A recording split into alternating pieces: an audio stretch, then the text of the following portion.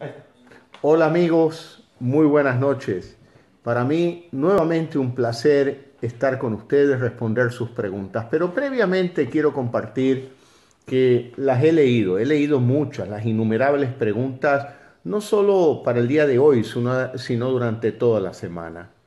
Asimismo, he recorrido Ecuador, estuve por Guayaquil, estuve en Quito, estuve en Chone, en Manabí, y mañana estaré nuevamente en Quito y en Cayambe. Y cada vez que converso con más ecuatorianos, más familias me transmiten su preocupación, su miedo, su incertidumbre, la inseguridad, la desconfianza con la que están viviendo. ¿Por qué? Porque cerca de un 60% de los ecuatorianos nos cuentan que un miembro de su familia, un vecino, un amigo, ha perdido el trabajo, ha perdido el empleo. Y se trata de un padre de familia, de una madre de familia, que no tiene cómo sostener a sus hijos, a su familia, cómo comprar los alimentos necesarios, cómo atender la salud de los hijos, la educación de los hijos. Y eso genera estas sensaciones de preocupación. Por eso yo sueño con aquel Ecuador que a partir del próximo año podamos restablecer la confianza, para que todos con absoluta dignidad, alegría y entusiasmo veamos la cara de nuestros hijos y podamos decir con satisfacción, sobre la base de mi propio esfuerzo, de mi trabajo, yo sostengo a mi familia. Pero necesitamos un esfuerzo inmenso, porque son cerca de 5 millones de ecuatorianos los que hoy, estando en condiciones de trabajar, viven en el desempleo, en el subempleo y en la informalidad.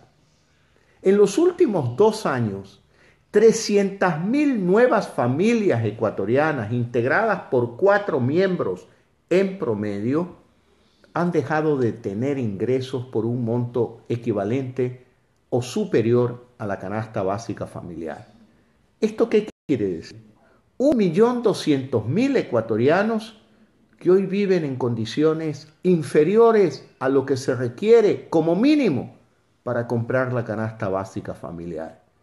Y esto a mí me preocupa. Y me preocupa no solamente porque son frías estadísticas, sino porque hoy me encuentro todos los días, en todos los rincones del Ecuador, con padres o madres angustiadas por el futuro de su familia. Especialmente por aquellas mujeres abandonadas por sus esposos a cargo de 2 y de 3 hijos. O aquellas madres solteras que me dicen, no consigo un trabajo, Guillermo, no lo consigo. Y cuando pienso en un negocio para poner en la ventana de mi casa, inmediatamente aparecen los trámites del gobierno, aparecen los impuestos que me quieren cobrar, tan pronto se me ocurre una idea. Así no podremos salir adelante. Por eso yo comprendo que la mayoría de las preguntas de ustedes tengan que ver con la falta de empleo, con las dificultades para emprender y con la falta de oportunidades para el desarrollo de la familia ecuatoriana. Estoy consciente de eso. Por eso estoy dedicado a lo que estoy dedicado, a tiempo completo, a servir a las familias ecuatorianas, proponiendo soluciones a la grave crisis que vive hoy el Ecuador. Estoy a las órdenes para sus preguntas. Muy buenas noches, don Guillermo. La primera pregunta nos llega por parte de Neptalí Arboleda. Buenas noches, señor Lazo. ¿En su gobierno se mantendrán las normativas en cuanto a la edad máxima de jubilación para los trabajadores, sean hombres o mujeres?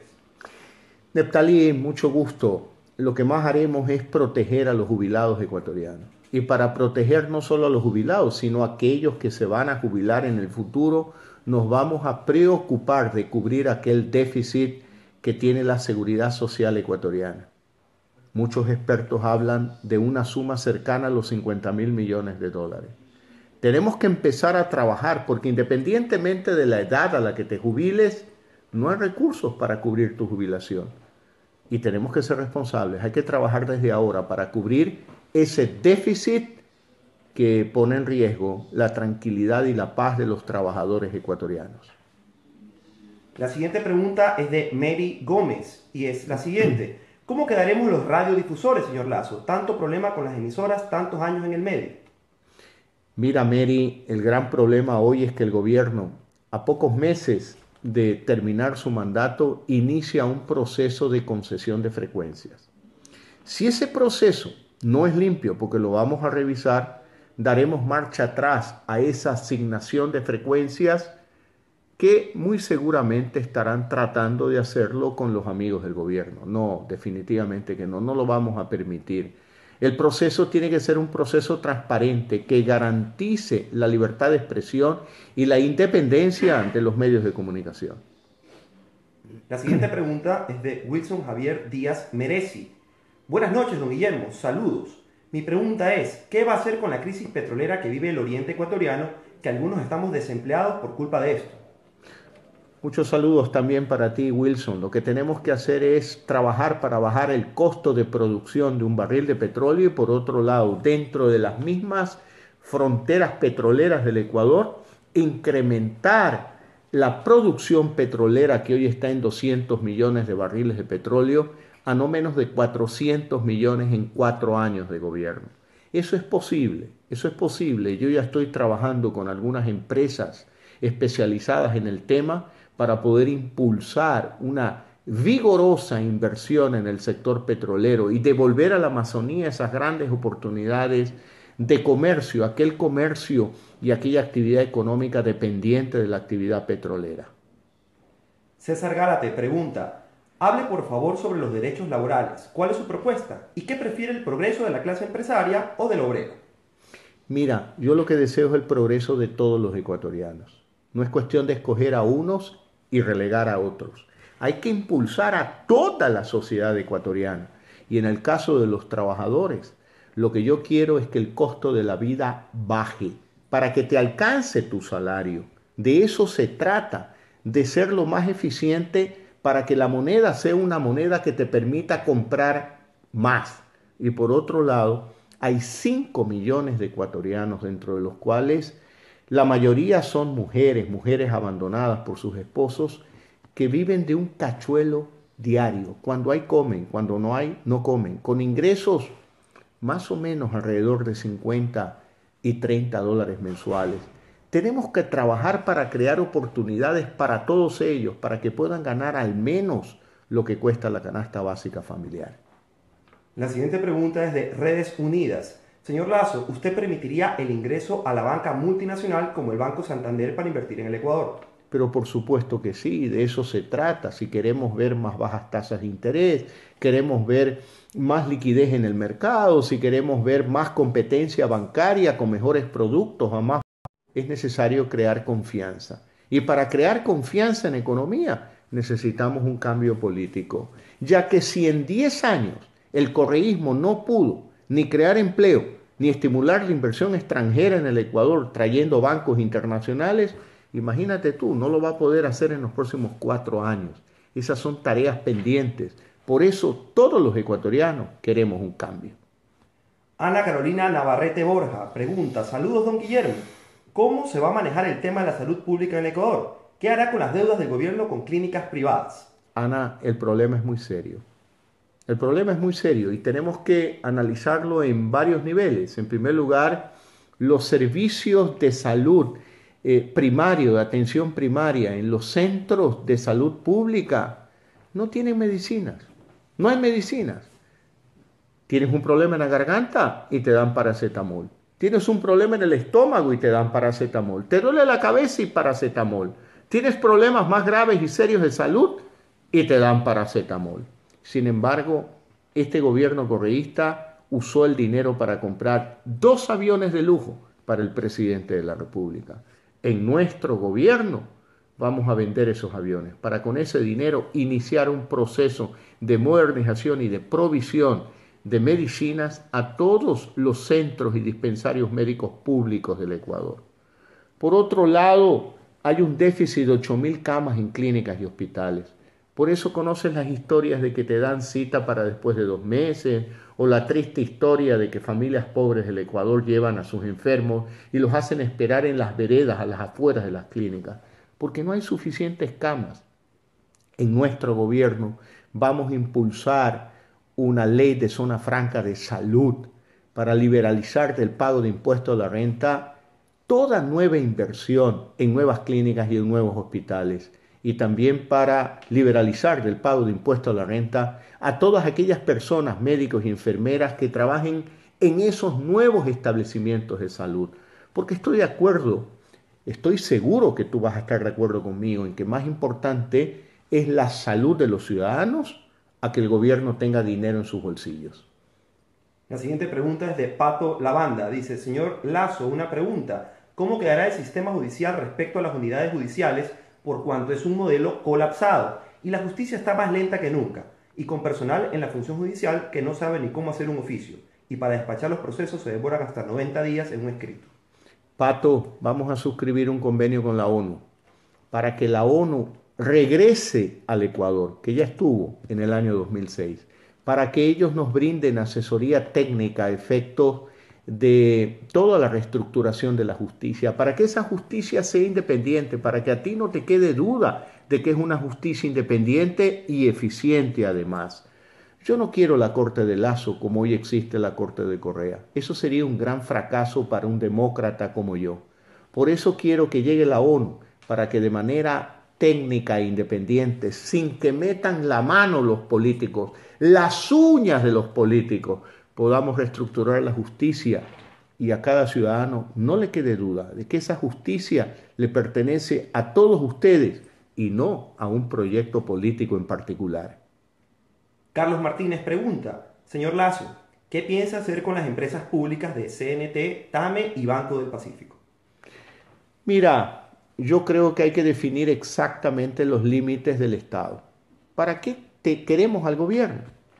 Al gobierno lo queremos para que solucione problemas de salud, problemas de educación, problemas de seguridad interna, problemas de seguridad externa, problemas de relaciones internacionales, más que problemas, temas, para que además impulse políticas públicas que estimulen la inversión privada.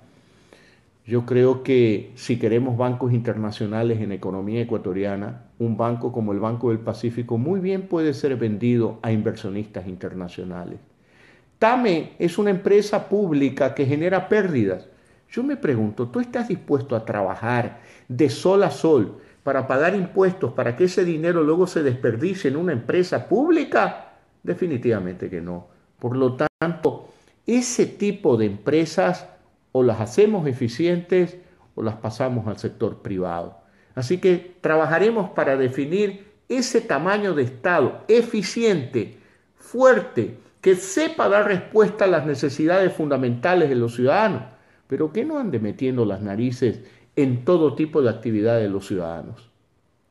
La siguiente pregunta es de Lía Álava. Estimado señor Lazo, me parece espectacular que incentive la creación de empleos y esté muy bien asesorado por personas que ya han vivido esto y tienen experiencia.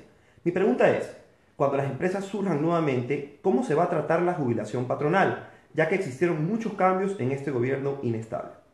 Y ya lo comenté, vamos a crear todo un ambiente de seguridad para la jubilación patronal. Pero tenemos que trabajar para cubrir ese déficit de la seguridad social. Como ya lo dije, los expertos lo estiman en cerca de 50.000 millones de dólares. Y tenemos que llevar a cabo un gobierno responsable que vaya creando la institucionalidad necesaria para empezar a cubrir ese déficit. En 4 años no es posible, pero lo que sí podemos hacer es crear la institucionalidad para que en algunos lustros, no más de 2 o de 3, podamos cubrir ese déficit. Pero tenemos que trabajar en varios frentes. Ya hablé del sector petrolero. Hay que trabajar también en impulsar leyes como zonas francas de turismo para estimular la inversión extranjera en turismo en el Ecuador. También tenemos que trabajar en agricultura y en ganadería y la verdad que nos pudiéramos quedar aquí unas 3 horas conversando para contarles en detalle mi plan de gobierno, pero tenemos que pensar muy bien en esa economía alternativa al extractivismo, al petróleo. Tenemos que pensar en esa economía que se base más en la capacidad creativa de cada ecuatoriano que exclusivamente en los altos precios del petróleo. Alejandro Rojas pregunta, buenas noches señor Lazo, un cordial saludo para usted. Mi pregunta es, ¿qué solución daría para que la delincuencia baje? Porque ahora el delincuente, el deshonesto, tiene más derecho que cualquiera. Ni el policía le puede tocar el pelo, porque ya va contra los derechos humanos. ¿Qué solución daría para que los delincuentes no abusen de la justicia ni se burlen de ella? Alejandro, lo primero que tenemos que hacer es darle un respaldo político a la Policía Nacional. Tú lo dices muy bien, no puede ser posible que prácticamente se castigue al policía y no al delincuente. Tenemos que darle la seguridad jurídica y política para que la institución policial actúe dentro del marco de los derechos humanos, dentro del marco de la ley, pero teniendo claro que su obligación es proteger a los ciudadanos y luchar contra la delincuencia. Sería un poquito largo contarte nuestro plan de gobierno en materia de seguridad porque hay tres capas. Lo que es la delincuencia común, que no la justifico, simplemente le explico, que existe en todo lugar del mundo. Para eso necesitas una policía mejor equipada, más policías y respaldo político al Policía Nacional. Luego tienes el segundo nivel, que tiene que ver con la inseguridad derivada de las mafias criollas. La policía muchas veces tiene información, conoce, pero no actúa por temor de una sociedad que castiga al policía y no al delincuente. Y por último tienes el tercer nivel, el que corresponde a delitos internacionales como la trata de personas, el tráfico de drogas. Pues ahí tenemos que afinar nuestras relaciones internacionales con nuestros vecinos, con la región, con el mundo internacional, sin prejuicios ideológicos, sin complejos personales, para lograr una coordinación entre los distintos países de la región para luchar contra esos males regionales.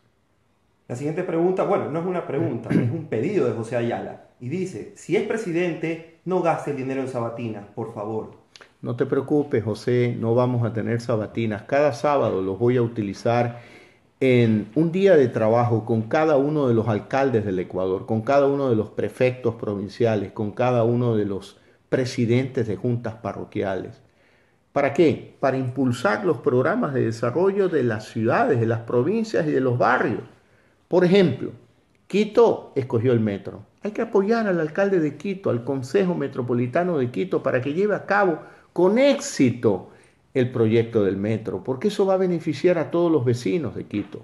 Cuenca escogió el tranvía. Hay que apoyar a Cuenca, hay que apoyar a Cuenca y no andar con estos celos políticos de no, más bien te detengo tu proyecto. No, porque eso afecta a los ciudadanos y queremos un buen tranvía para los cuencanos.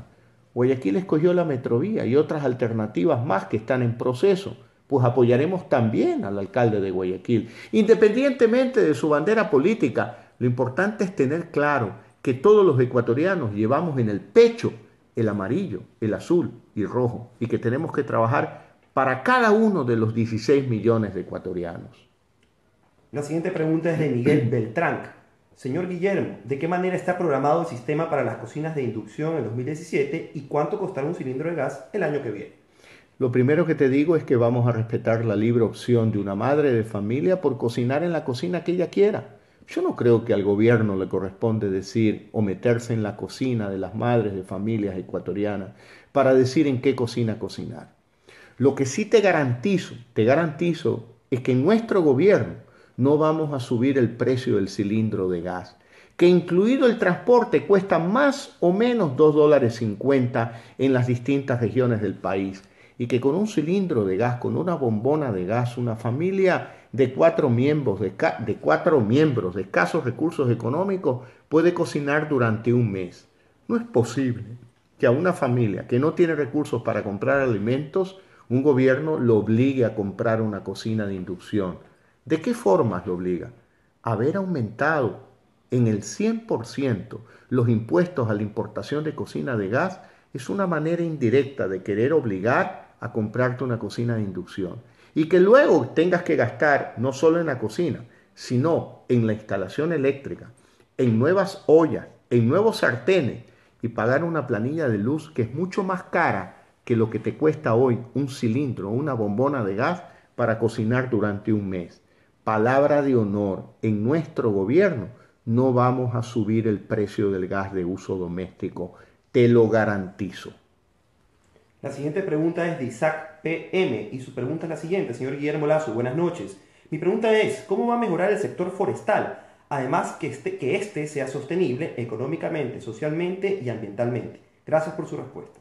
Tenemos que respetar el medio ambiente. Sobre todo tenemos que respetar esas culturas ancestrales de los pueblos y comunidades indígenas del Ecuador, que tienen derecho a vivir en mejores condiciones. Y una de las alternativas es precisamente el respeto al desarrollo forestal. El respeto al desarrollo forestal. Eso tiene que ver también con la provisión de agua.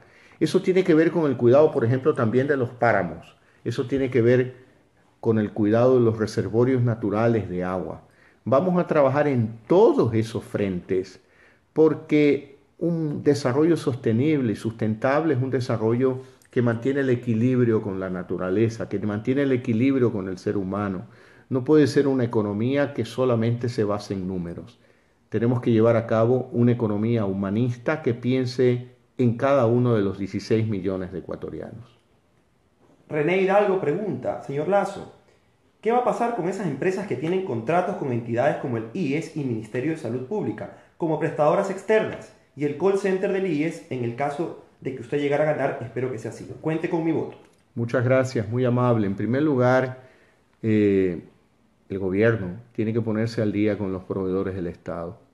Más allá de que si estábamos o no de acuerdo con determinados mecanismos o contratos, no puede ser posible que a los proveedores del Estado se les haga la mala pasada de no pagarles o mantener unos atrasos que los lleva al borde hasta de la quiebra. Por eso en nuestro gobierno haremos todo el esfuerzo para cubrir con esas deudas, esos pasivos con los proveedores locales. La siguiente pregunta es de Rumi Lema. Saludos desde Otavalo, señor Guillermo Lazo. Mi total apoyo para usted. Mi pregunta sería, ¿qué irá a pasar con el bono? Ya que personalmente no estoy en contra que las personas de tercera edad y discapacitados obtengan el bono, pero sí en contra de que lo hagan las personas jóvenes y de posibilidades. ¿Cuál sería su plan sobre esto? Mira, Rumi, en primer lugar hay que probablemente depurar las listas. Es algo como una definición de carácter general para evitar que se produzcan situaciones injustas, porque el bono de desarrollo humano es especialmente para los pobres, los mayores, los discapacitados. No puede ser posible que jóvenes que sí tienen trabajo fijo sean beneficiarios del bono de desarrollo humano. Luego, por otro lado, no tenemos tampoco que escandalizarnos porque exista un bono de respaldo y apoyo a los más pobres, a los desempleados. Aún las sociedades más desarrolladas del mundo tienen mecanismos de protección social.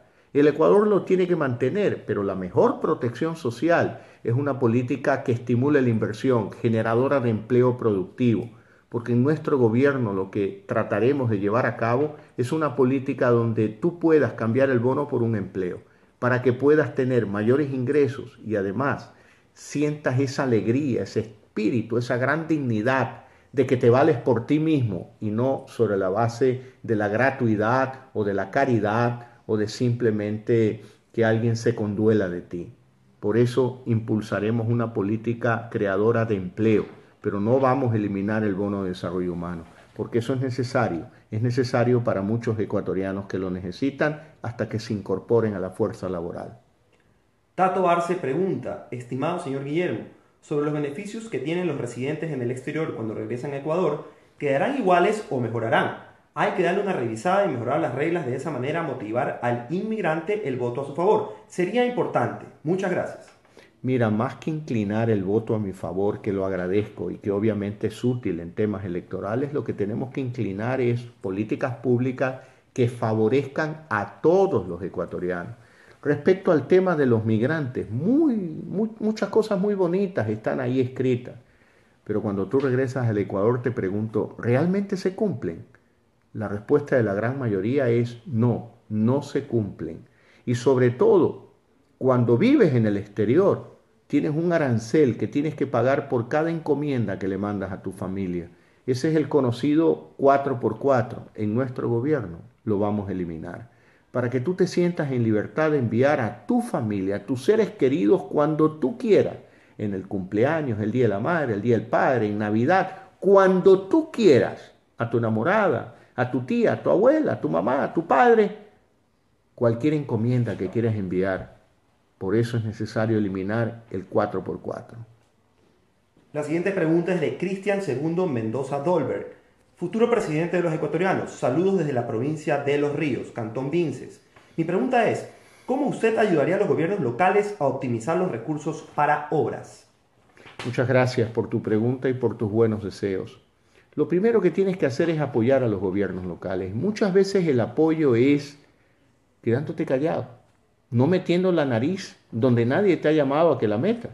Yo creo que un parque es responsabilidad de un alcalde y yo creo que el desarrollo de las zonas rurales es responsabilidad, como dice la ley, de los gobiernos provinciales.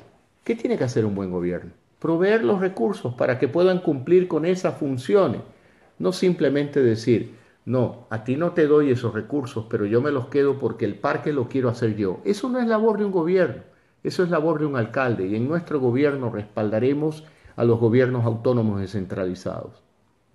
La siguiente pregunta es de nuestro amigo Francisco Mora, que lo estuvimos visitando el otro día en su tienda FM Store.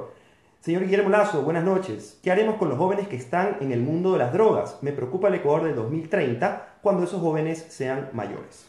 Francisco, en primer lugar, fue un placer estar contigo en tu almacén, ahí en Plaza Triángulo, en Urdesa, en Guayaquil.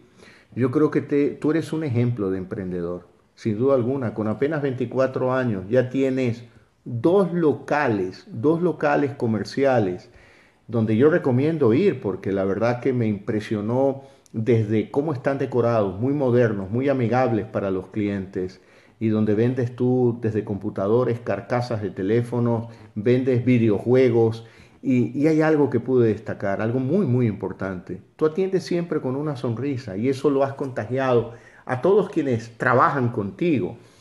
Un saludo para tu mamá, un saludo para tu hermana que te ayudan en tus tareas. Una sola sugerencia, porque me lo contaste. Como te has dedicado a tu emprendimiento, te quedaste a mitad de camino de tu carrera universitaria. Francisco, no te des por vencido. Reactiva tus estudios en la universidad. Vas a ver que mientras más tengas que hacer, más tiempo tienes, más te alcanza el tiempo. Eres un gran emprendedor, pero no pierdas la oportunidad en la vida de ser también un gran profesional. Y te lo dice alguien que no tiene ningún título académico, pero que sin duda alguna no tengo ningún egoísmo de recomendarle a un joven como tú que no deje para el futuro, no postergue sus estudios universitarios. Y te felicito nuevamente por tu gran emprendimiento en FM Mundo. Francisco Mora, aquel gran emprendedor de su local en Plaza Triángulo, en Urdesa, en Guayaquil. Un saludo para tu mamá y un saludo para tu hermana. Un abrazo para ti, Francisco. Bueno, esas son todas las preguntas. Bueno, tenemos muchas preguntas, la verdad, pero bueno, por el día de hoy lo invitamos a despedirse de sus seguidores de Facebook. Bueno, yo creo que esta semana hay un acontecimiento inigualable, ¿no? La selección ecuatoriana ha tenido un gran desempeño, pero todos tenemos que vestirnos la tricolor el día jueves, porque en la tarde juega en Quito con Brasil, y la selección de Brasil implica un gran desafío, pero no tengo duda que a la selección ecuatoriana le va a ir muy, muy bien. Todos a luchar por esa gran selección que sí se puede. Un abrazo para ustedes, nos veremos el próximo lunes.